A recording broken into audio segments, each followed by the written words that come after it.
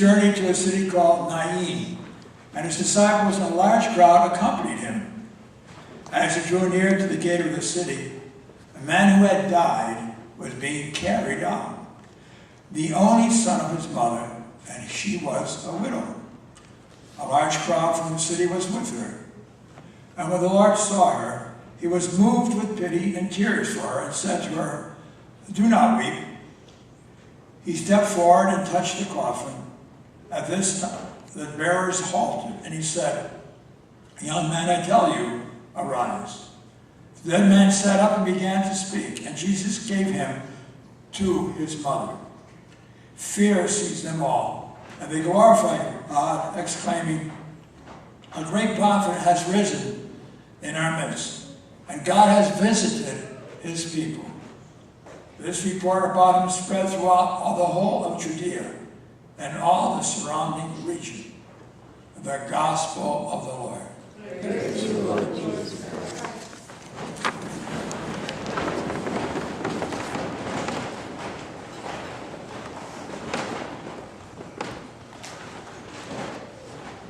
There is really a hungry, selfish, self-centered stockbroker who would sell his soul if he could just find out how the stocks were going to end up 3 months from now. If he could only find out and get it prophesied, then he would be able to make billions and billions of dollars. And he was willing to sell his soul. One day, a courier came to the door, and he gave him a newspaper. And the newspaper is marked 3 months from that day. And the stockbroker got all excited. He started playing the stocks, and he was making all kinds of money, millions and millions and millions of dollars. And then one day he took a coffee break and went back to look at the paper. And the obituary column, he found his name and his picture. Today we have another story. We have a story of 2 widows who lost their children. One in the town of Zarephath and the other in Nain. And they were widows. And now, when you look about a widow at that time, she depended completely on her husband. And so now she was broke, and she was very vulnerable. And then she depended on her older son, but he died, and she was most vulnerable.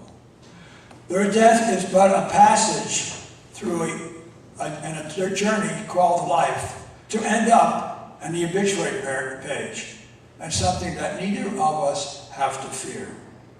Can I ask you a question? If an angel came to you and said, "Okay, Paul, if you knew, he would let you know exactly when you're going to die," or Henry, whoever you are, or Mary. If an angel knocked on your door and walked in and said, "Can I have a cup of tea? And I'll give you a newspaper, and it'll tell you the exact day you're going to die." On February 18, 2014, my birthday, by the way. So imagine if you had that paper and you knew that you were going to die on my birthday. You know, my mother died on my birthday, so I never forget her. So she died. And I remember praying that day. When I was at St. Peter's, I said, "Please pray that my mother would die today. It's enough already." And she died at 1 o'clock in the afternoon. Now, if you knew on February 18th, 2014, you're going to die, you know exactly when you're going to die, and you had the freedom of the stockbroker, would you become a stockbroker? Or how would you live those few months before you die? You know, God reaches out to the poorest and the most vulnerable. So what happened? Why did Jesus turn around and reach out to this widow of Nain? Because she had a lot of faith? No. She didn't believe in him. Was it because she deserved it? Why she should deserve it and some other widows not deserve it? It wasn't because of her faith. It wasn't because she deserved it. Jesus responded with compassion and mercy. He himself cried. And he saw her crying. He cried along with her. Remember, Jesus is very human. He's divine, but he's also human. So it's because of her being so vulnerable, that's the reason that he reached out and touched her. Not because she deserved it or because she believed in him. And each one of us could see in today's world the tremendous number of people who are vulnerable. We look at the children without parents, how many orphans there are. Or just think about Oklahoma's the state of Oklahoma. I called up the parish in Ward, Oklahoma, no answer. I called up the cathedral at the Oklahoma City, and there's no answer. So you see all those people who are vulnerable.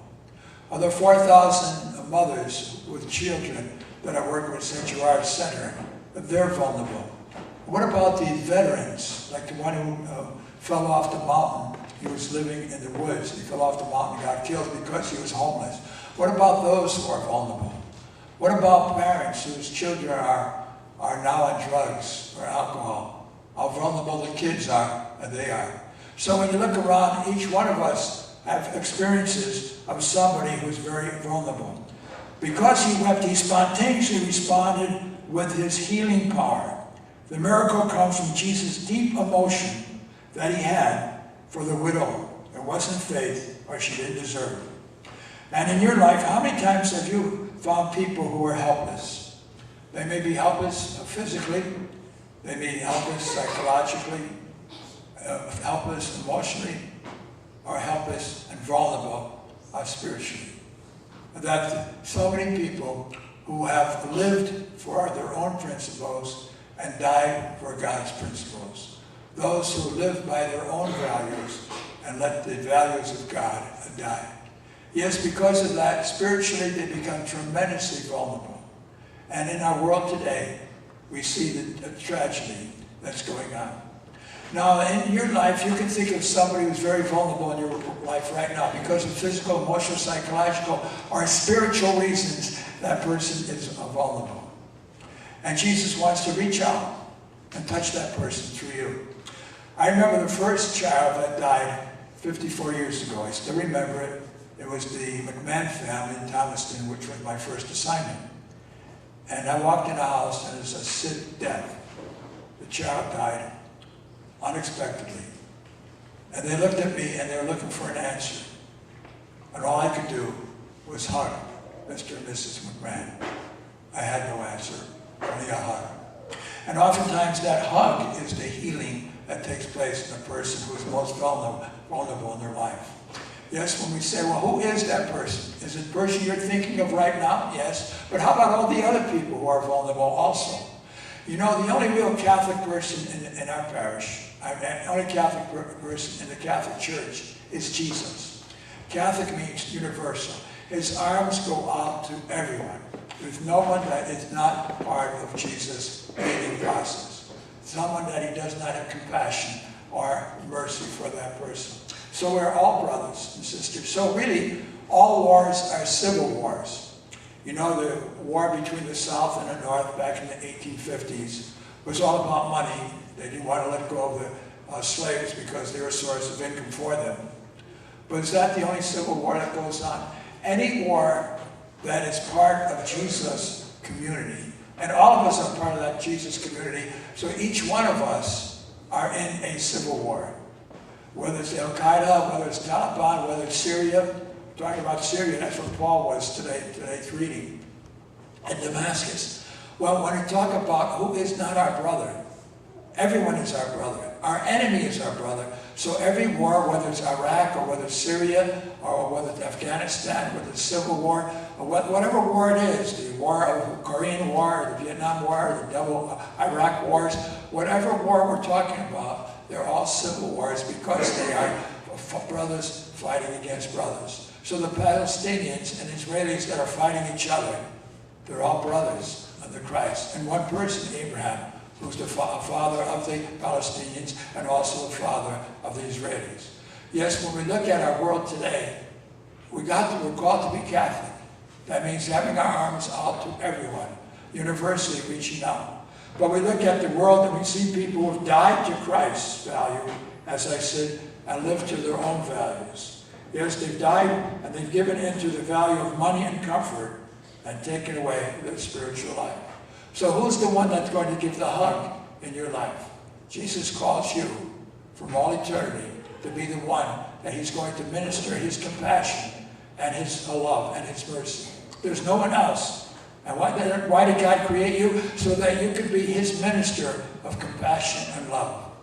So when you look at your life, you can't help asking yourself, well, where are the tears of compassion in you? Where are the tears of mercy in you?